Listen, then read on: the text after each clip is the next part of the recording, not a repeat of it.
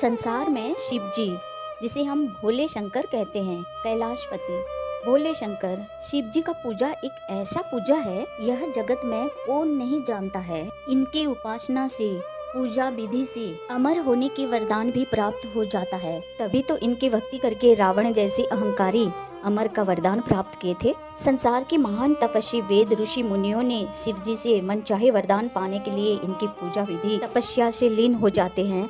यहाँ तक कि भगवान शिव जी का पूजा और तपस्या भगवान श्री राम जी ने वनवास के समय स्वयं इनकी पूजा विधि किए थे। माता सती और माता पार्वती बरसों बरसों इनके तपस्या में लीन होकर स्वयं शिव जी के वरदान से ही शिव जी को पति के रूप से पाने के लिए ही इनसे वरदान प्राप्त किए थे।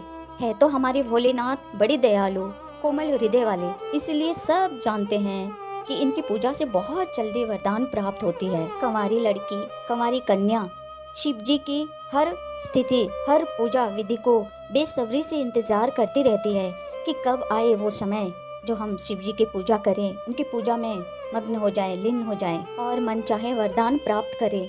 हमारे देश के नारी, कन्या, माताएं, बहनें और पुरुष भगवान शिव जी का बहुत पूजा विधि करते हैं, निष्ठा से करते हैं, उनकी उपवास रखते हैं। घर की बहू माताएं अपने परिवार की सुख शांति के लिए, अपने पति की खुशी के लिए, अपने संतान की खुशी के लिए ही शिव जी का उपासना रखते हैं। कंवारी कन्याएं, कंवारी पुत्री अपने मनचाहे पति प्राप्त करने के लिए, अच्छा पति प्राप्त करने के लिए, अपने माता पिता भाई बहन की खुशी के लिए ही शिव जी का पूजा व्रत रखती है। सब अपने परिवार की सुख शांति के लिए ही शिव जी का व्रत रखते हैं। परंतु आज मैं इस व्रत से जुड़े, भगवान शिव जी के पूजा विधि से जुड़े एक बहुत गुरुतर मतलब खास, अति खास अहम बात बताना चाहती हूँ आप सबको, और खास करके मैं माताएं, बहनें को, महिलाओं को बताना चाहती हूँ। जब भी आप भगवान शिव जी का पूजा विधि कर रहे हैं, चाहे घर में कीजिए या मंदिर में कीजिए, भगवान शिव जी का मूर्ति पर पूजा कीजिए या फिर कहीं भी शिवलिंग पर पूजा कीजिए, कभी भी आप गलती से भी क्यों ना हो,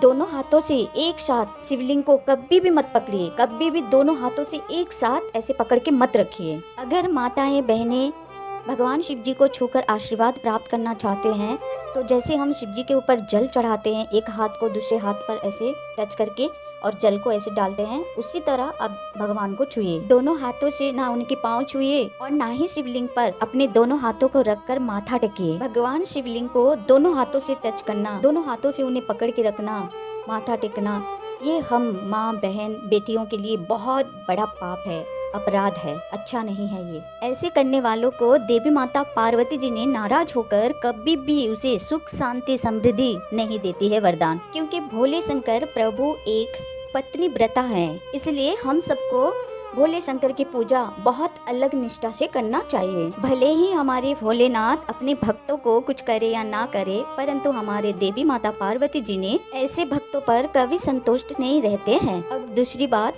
हम जैसे नारी के लिए भगवान शिव पार्वती हो या फिर शिव के मंदिर हो या फिर शिवलिंग हो, इनके अगर आप परिक्रमा लगा रहे हैं, मतलब चारों ओर घूम रहे हैं, इनके मंदिर के या फिर लिंग के चारों ओर घूम रहे हैं, तो आप 7 बार कभी भी गलती से, मैं माँ, बहन, बेटियां के लिए बोल रही हूँ, 7 बार कभी भी गलती से ना घूमिए। घूमना है, आपको परिक्रमा लगाना है तो आप सिर्फ 5 बार घूमिए। यह सब कुछ शास्त्र में लिखा गया है, जो मैं आपके सामने बयां कर रही हूँ।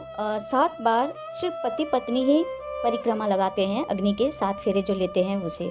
तो वैसे हम 7 बार कोई भी मंदिर हो, कहीं भी हो, घूमना हमारे लिए ठीक नहीं होता है। भगवान को अपने हृदय पर पिता या माता मानकर 5 बार या तो फिर 1-2 बार हम अवश्य मंदिर के चारों ओर घूमें। बच्चे, वैसे तो स्वयं भगवान ने ही कहा है, मेरे निकट, मेरे सामने जिसका तन मन निर्मल है, साफ है, उसकी हर पाप को, हर गलतियां को मैं माफ करके उसे मन चाहे मैं वरदान दूंगा। वही मेरा सच्चा भक्त होगा, उसके हर दुख सुख में हमेशा मैं साथ दूंगा। तो आज के लिए आप सबको बताने के लिए मेरी बात इतना ही था।